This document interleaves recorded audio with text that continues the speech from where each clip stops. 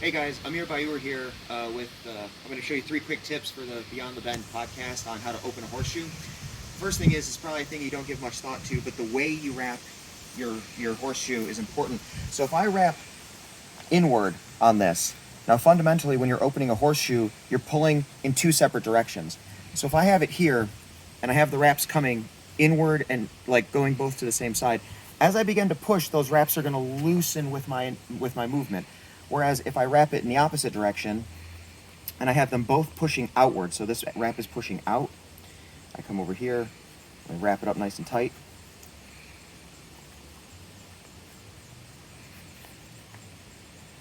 So as I'm here, when I try and do it, I'm pushing into the wrap, which actually ends up tightening as I twist, okay? Now you want really tight wraps because the more loose the wrap is, the more power you are allowing to dissipate into the leather or cordura or whatever it is that you're doing.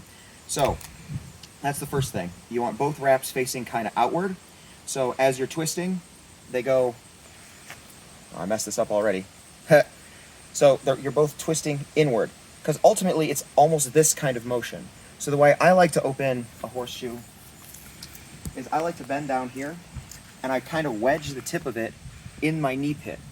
I grab over here and I create like a structure. I'm pulling my body across and I'm making it hard for the horseshoe to actually move.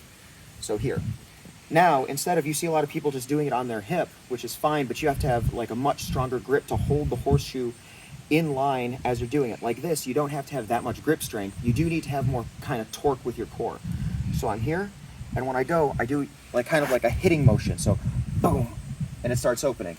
And now you can reach the maximum amount of turn that you have here, then come back up. So we have it opened.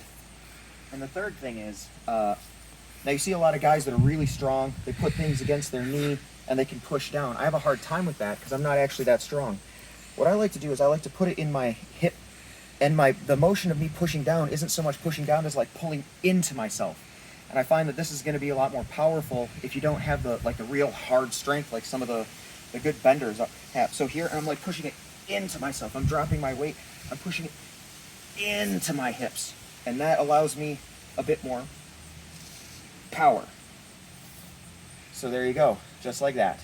And of course, to make sure that it's, that it barely rocks. Like now it's a completely legal bend, as they say.